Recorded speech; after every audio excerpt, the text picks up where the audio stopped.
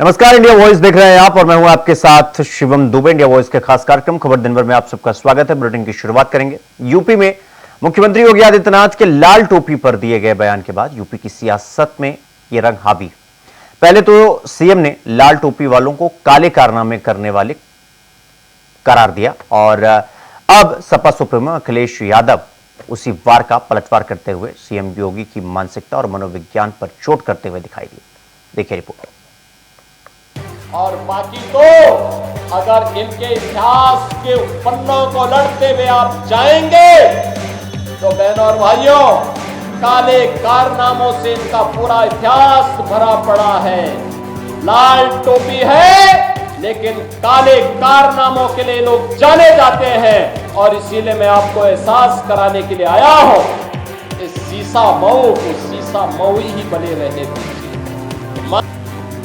CM योगी के इस बयान के बाद यूपी की सियासत रंगीन हो चुकी है, जहां अब लाल टोपी, लाल रंग के कई मायने निकाले जा रहे हैं। सीएम योगी की लाल टोपी पर धुआंधार हमले के बाद अब सपा सुप्रीमो अखिलेश यादव ने भी लाल रंग पर अपना मनोविज्ञान समझाते हुए पलटवार करने में देर न लगाई और सोशल मीडिया पर लिख दिया कि जिनके जीवन में प्रेम और मेल मिलाप की कमी होती है वो इस रंग के प्रति नकारात्मक भाव रखते हैं।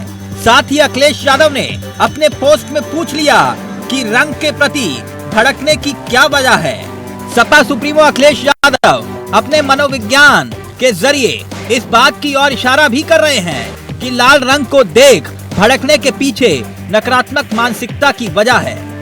यानी मामला साफ है कि उपचुनाव से पहले जुबानी जंग में जहां लाल टोपी की सियासत यूपी में हावी हो रही है, तो वहीं अब सपा सुप्रीमो भी लाल रंग को शक्ति का प्रतीक बता अपनी ताकत दिखाने का काम कर रहे हैं। मगर ये कोई पहली बार नहीं है जब बीजेपी ने सपा की लाल टोपी, लाल निशान पर सियासी निशाने साधे हों। दरअसल इससे पहले भी सपा की लाल टोपी पर सियासत हावी हो चुकी है। 2 साल पहले पीएम मोदी ने लाल टोपी वालों को यूपी के लिए खतरा बताया था, जिस पर अखिलेश ने जवाबी बयान कहते हुए ये दिया था कि लाल टोपी बीजेपी के लिए रेड अलर्ट है, यानी लाल टोपी बीजेपी को सत्ता से बाहर का रास्ता दिखाएगी, जिस पर खूब सियासत भी हुई थी कि लाल टोपी वालों को लाल बत्ती से मतलब रहा है। उनको आपके दुख तकलीफ से कोई लेना देना नहीं है। ये लाल टोपी वालों को सत्ता चाहिए, घोटालों के लिए, अपनी तिजोरी भरने के लिए, अवैध कब्जों के लिए, माफियाओं को खुली छूट देने के लिए। लाल टोपी वालों को सरकार बनानी है, आतंकवादियों पर मेहरबानी दिखाने के लिए, आतंकियों को जेल से छुड़ाने के लिए। और इसलिए याद रखिए, लाल टोपी वाले यूपी के लिए रेड अलर्ट है, रेड अलर्ट, यानी खतरे की घंटी है। ये लाल रंग ये समझते नहीं है। भारतीय जनता पार्टी नहीं समझ सकती लाल रंग, क्योंकि लाल रंग इमोशन का है। आप जब खुश होते हैं तो आपका चेहरा लाल हो जाता है, और जब आप गुस्से में होते हैं तो आपके कान और चेहरा लाल हो जाता है। ये इमोशन का रंग है, ये हमारे खून का रंग है। क्या भारतीय जनता पार्टी का खून काला है? उनका भी काला नहीं होगा, उनका भी लाल है। ये शादी के जोड़े में जो कपड़े पहनाए जाते हैं जोड़े को, वो लाल रंग होता है कि नहीं होता है? कुल मिलाकर यूपी की सियासत में उपचुनाव का रंग अब चढ़ने के साथ ही एक बार फिर से लाल रंग और लाल टोपी की सियासत और राजनीतिक गलियारों में हावी हो रही है। मगर सीएम योगी और सपा सुप्रीमो के बीच रंग पर छिड़ी ये सियासी जंग 10 सीटों पर होने वाले उपचुनाव में किसके लिए फायदा लेकर आएगी, ये एक बड़ा सवाल है। क्योंकि इस लाल रंग की सियासत का असर जनता अपने नीले रंग की स्याही से देगी। Bureau report, India voice, Lucknow.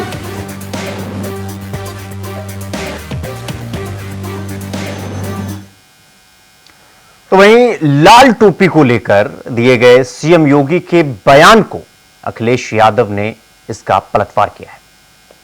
सुनिए। ये कहाँ चुनाव लड़ना है ये पार्टी तय करेगी और भविष्य में समाजवादी पार्टी राष्ट्रीय पार्टी कैसे बने उस दिशा में समाजवादी कार्यकर्ता नेता हम लोग लगातार काम करते रहेंगे। कभी कभी लोगों को सदमा लगता है, आप सब लोग जानते हो जब सदमा लग जाता है तो कुछ लोग बोलते हैं और कभी किसी के चोट लग जाए तो कुछ और बोलते हैं। जो लाल रंग है उसको समझना पड़ेगा।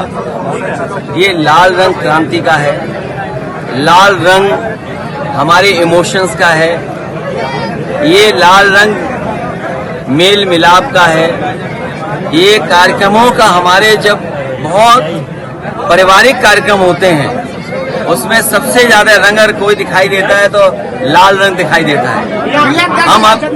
हम जब खुश होते हैं तो आप देखते होंगे हमारे चेहरे लाल हो जाते हैं, दुखी हो तो हमारे चेहरे लाल हो जाते हैं। ये लाल रंग इमोशन का है। हमारे मुख्यमंत्री जी इमोशन नहीं समझ सकते हैं।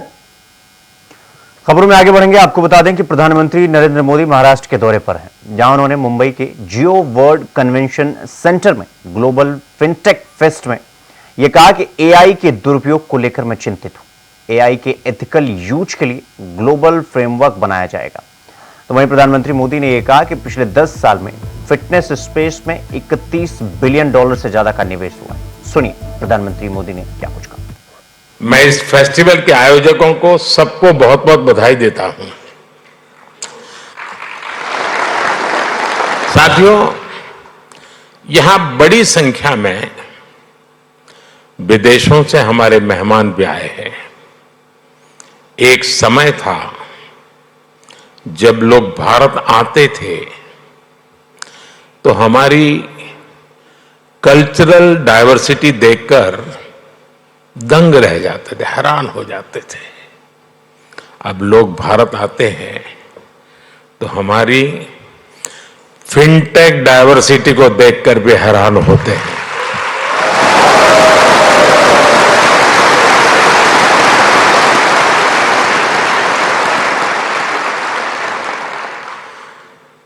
एयरपोर्ट पर लैंड करने से लेकर स्ट्रीट फूड और शॉपिंग एक्सपीरियंस तक भारत की फिनटेक क्रांति चारों तरफ दिखती है। पिछले 10 साल में फिनटेक स्पेस में $31 बिलियन से ज्यादा का निवेश हुआ है।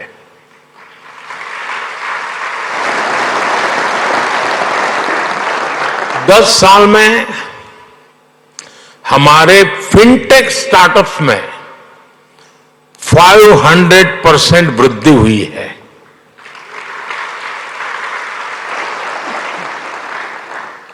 सस्ते मोबाइल फोन, सस्ते डेटा और जीरो बैलेंस जनधन बैंक खातों ने भारत में कमाल कर दिया है।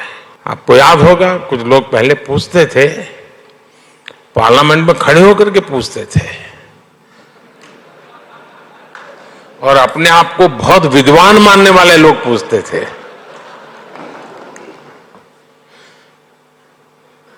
सरस्वती जब बुद्धि बांट रही थी तो वो रास्ते में पहले ही खड़े थे।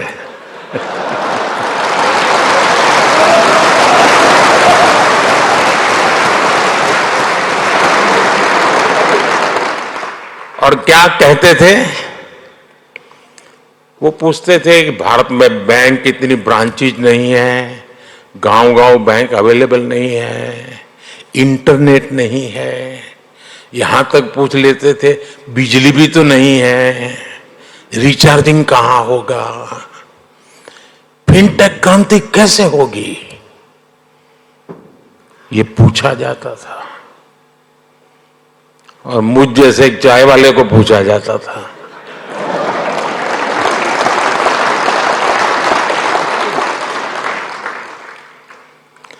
लेकिन आज देखिए, एक दशक में ही भारत में ब्रॉडबैंड यूजर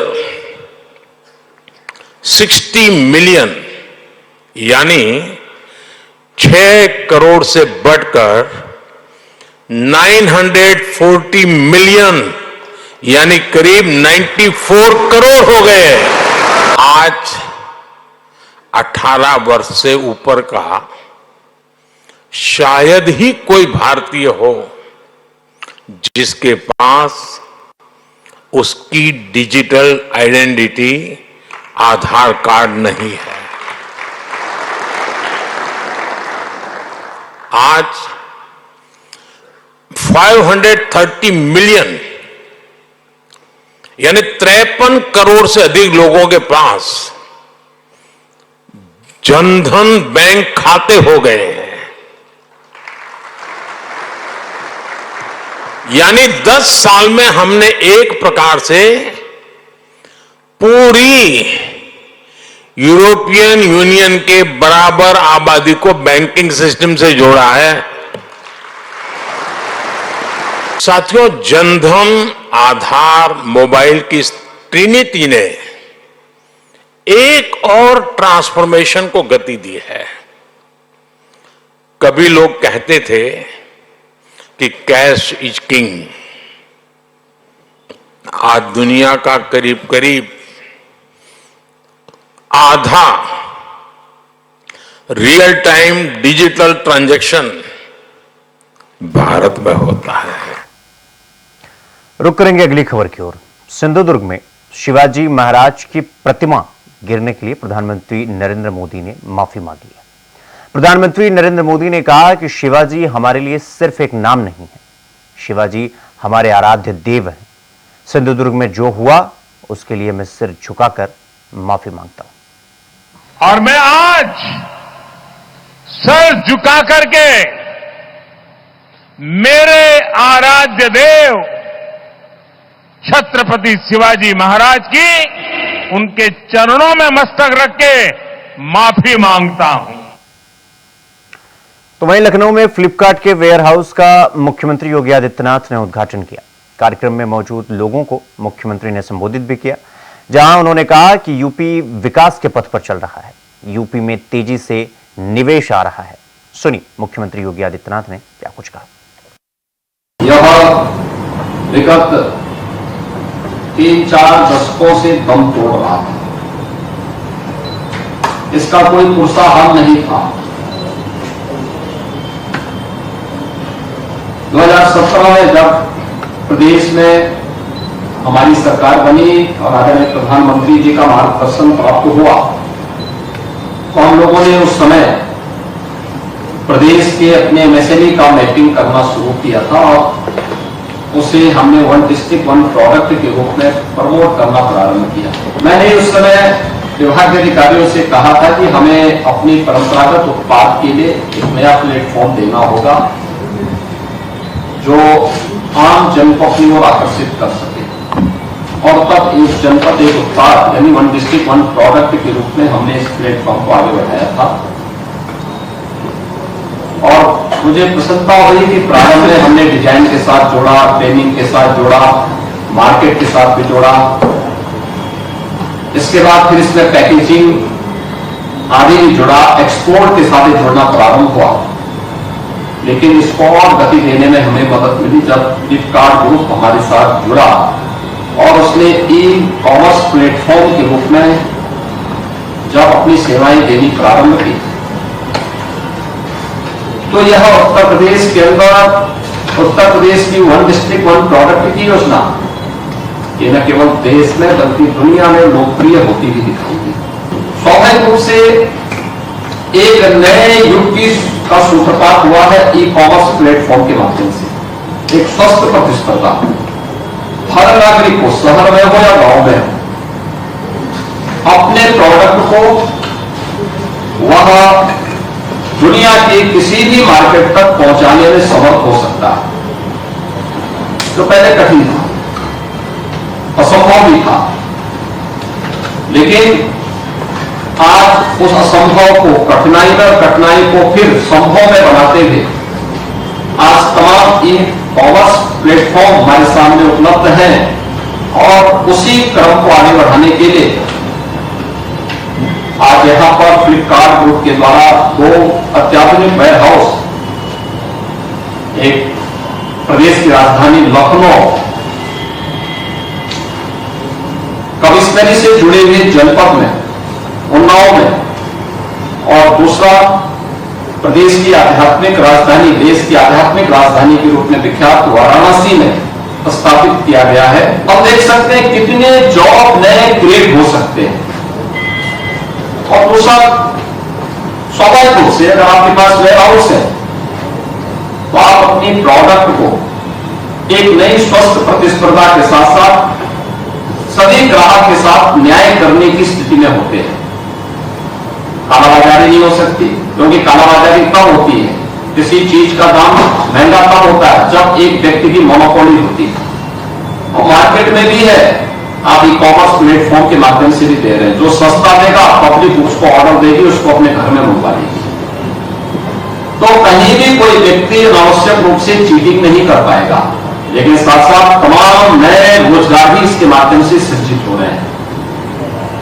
इस नई स्वस्थ प्रतिस्पर्धा के लिए हमें तैयार करना अपने आप को। दूसरा, एक जगह बैठे बैठे हम लोग इस प्लेटफॉर्म का उपयोग करते हुए अपने प्रोडक्ट को देश के अंदर, प्रदेश के अंदर, दुनिया के अंदर पहुंचाने में सफल हो सकते हैं। प्रदेश की नीतियों का और प्रदेश के साथ हुए एमओयू के माध्यम से आज फ्लिपकार्ट उत्तर प्रदेश के हमारे उद्यमियों को, खासतौर पर अभी आपने देखा होगा कि हमने यहाँ के 3 ऐसे महिला ग्रुप के साथ में जिन्होंने मातृशक्ति को आत्मनिर्भर बनाने की दिशा में अपने स्तर पर, अपने दम पर, अपने बल पर इस प्रयास को आगे बढ़ाया है, उनके साथ भी संवाद किया। और संवाद के क्रम में आपने देखा है लखनऊ में सुश्री राधिका राय ने यहां पे सेल्फ एम्प्लॉयड वुमेन एसोसिएशन के माध्यम से विमेन चिकन कुर्ता और चिकन साड़ी को किस रूप में इन्होंने एक नई प्रतिस्पर्धा के साथ आगे बढ़ाते हुए प्रत्येक महिला को इनकम बढ़ाने के साथ साथ उन्हें आत्मनिर्भर बनाने में योगदान किया। तो यहां पर रुकेंगे, एक छोटे से ब्रेक के लिए। खबरों का सिलसिला जारी है, फौरन लौट रहा है। तो ब्रेक के बाद एक बार फिर आप सबका स्वागत है मेरे साथ। रुक करेंगे अगली खबर की ओर। झारखंड के पूर्व मुख्यमंत्री चंपई सोरेन, आज उन्होंने भारतीय जनता पार्टी ज्वाइन कर ली। तो वहीं बीजेपी भी अपनी रणनीति मिशन 50 के तहत झारखंड विधानसभा चुनाव में आगे बढ़ने की तैयारी कर रही है। देखिए रिपोर्ट। झारखंड में सियासी टशन का दिन, भगवा रंग में रंगे चंपई।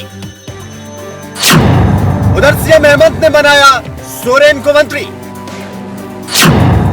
अब बीजेपी को चमकाएंगे चंपई। झारखंड की राजनीति में भूचाल आ गया है। पूर्व मुख्यमंत्री चंपई सोरेन ने झारखंड मुक्ति मोर्चा से नाता तोड़ बीजेपी का दामन थाम लिया है। इस बीच हेमंत सोरेन की कैबिनेट में उनकी जगह कौन लेगा, इसका खुलासा भी हो गया है। घाटशिला से विधायक रामदास सोरेन हेमंत सरकार में 12वें मंत्री बन गए हैं। दिलचस्प बात तो यह है कि चंपई के बीजेपी में शामिल होने से पहले ही हेमंत ने चंपई की खाली जगह को भरने के लिए रामदास सोरेन को मंत्रिमंडल में शामिल कर दिया। वैसे तो चंपई सोरेन ने पार्टी छोड़ने के बाद अपना इस्तीफा सीधे राज्यपाल को भेज दिया था। 3 लाइन के अपने इस्तीफे में चंपई ने मंत्री पद छोड़ने की बात कही थी। अब ऐसे में सवाल यह है कि सियासी दांवपेच के बीच मिशन 50 को लेकर बीजेपी की नजर कोल्हान क्षेत्र के 14 विधानसभा सीटों पर है। अपने संगठन के साथ आदिवासी नेता चंपई सोरेन की ताकत के साथ अपनी पैठ बैठाने की रणनीति पर बीजेपी तब से काम कर रही है जब से चंपई सोरेन को सीएम बनाया गया। बीजेपी खास मौके की तलाश में थी और ऐसा ही मौका मिला। झारखंड मुक्ति मोर्चा को इतना बड़ा राजनीतिक झटका दिया कि जेएमएम के लिए यह पचा पाना और भी मुश्किल हो गया और बीजेपी ने चंपई सोरेन के लिबास से हरा रंग हटाकर भगवा का रंग चढ़ा दिया।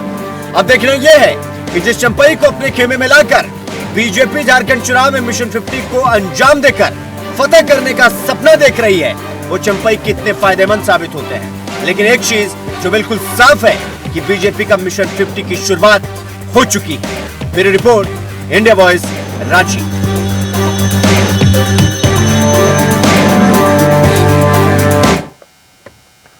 खबरों में आगे बढ़ेंगे। समाजवादी पार्टी के अध्यक्ष अखिलेश यादव शुक्रवार को कन्नौज पहुंचे, जहां उन्होंने लाल टोपी वाले बयान पर मुख्यमंत्री योगी आदित्यनाथ पर पलटवार किया। अखिलेश यादव ने कहा, सीएम योगी हार के सदमे से उभर नहीं पा रहे हैं, इसलिए उन्हें हर जगह लाल रंग दिखाई दे रहा है। आपको बता दें कि लोकसभा चुनाव 2024 में अखिलेश यादव ने कन्नौज सीट से बड़े अंतर से जीत ली। कन्नौज में अखिलेश यादव ने कहा कि लाल रंग इमोशन का रंग है, हमारे सीएम इमोशन नहीं समझते। हरियाणा विधानसभा चुनाव के सवाल पर समाजवादी पार्टी ने कहा, अखिलेश यादव ने कहा कि समाजवादी पार्टी के लड़ने पर उन्होंने कहा कि चुनाव लड़ना है, ये पार्टी तय करेगी कहां लड़ना है। भविष्य में सपा राष्ट्रीय पार्टी कैसे बने, इस दिशा पर भी काम किया जाए।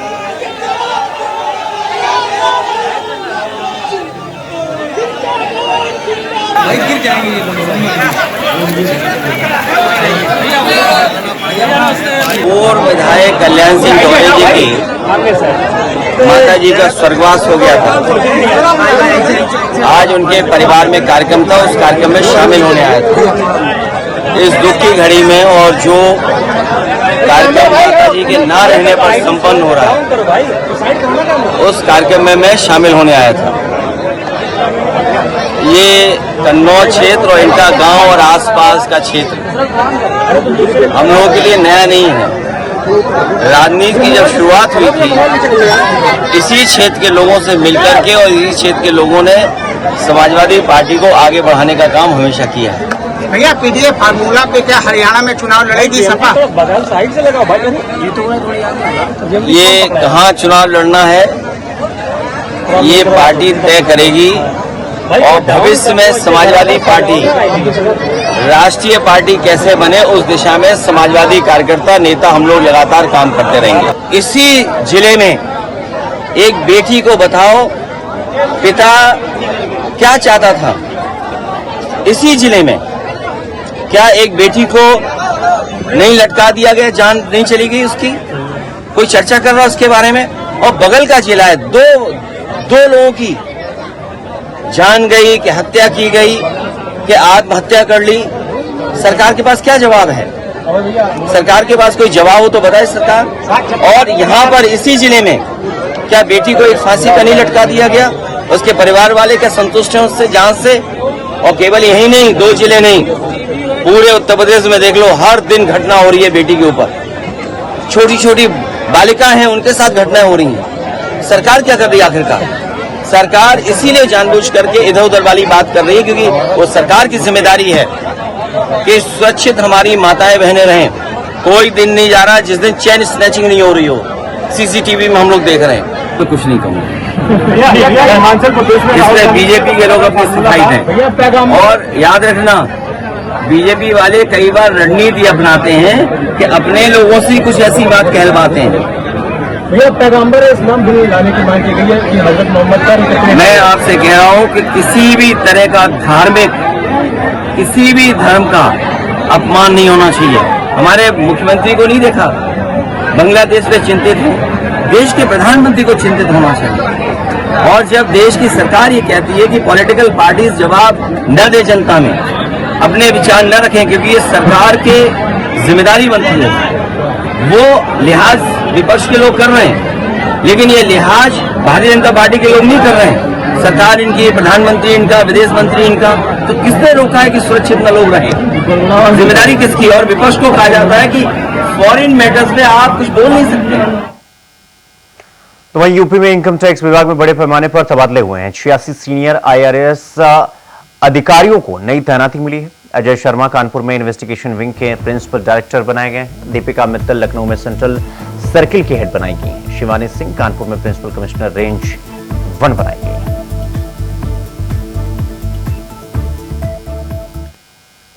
खबर बिजनौर से है, जहां नजीमाबाद थाना क्षेत्र के कोटद्वार रोड में मिले शव का पुलिस ने खुलासा कर दिया है। 2 दिन पहले एक व्यक्ति का शव मिला था, जिस मामले में पुलिस ने खुलासा कर दिया। अवैध संबंधों के चलते आरोपियों ने धारदार हथियार से वारदात को अंजाम दिया था। पुलिस ने मामले में 4 आरोपियों को गिरफ्तार कर लिया। तो वहीं हमीरपुर में पेयजल आपूर्ति को लेकर स्थानीय लोगों ने जिलाधिकारी को ज्ञापन सौंपा। पीने की पानी न आने से लोग परेशान थे और ऐसे में लोगों ने विरोध प्रदर्शन किया। लोगों का यह कहना है कि पानी की टंकी से जलापूर्ति नहीं हो पाती और जगह जगह लाइन में लीकेज भी है, जिससे लोगों को भारी परेशानियों का सामना करना पड़ रहा है।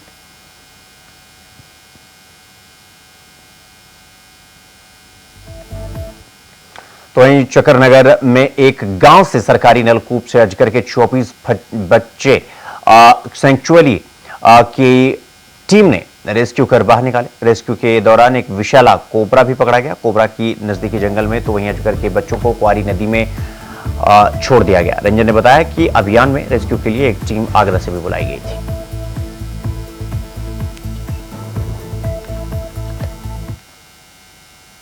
खबर दिन भर में फिलहाल अभी के लिए बस इतना ही। देश और दुनिया की तमाम खबरों को देखने के लिए देखते रहिए इंडिया वॉइस। नमस्कार।